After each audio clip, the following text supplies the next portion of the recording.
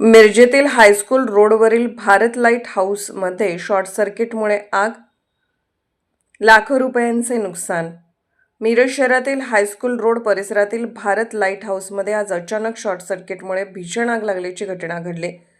सकाळच्या सुमारास दुकानातून धुराचे लोट बाहेर पडताना दिसताच महापालिकेचे कर्मचारी निखिल कोलप आणि नागरिकांनी तात्काळ अग्निशमक दलाला माहिती दिली.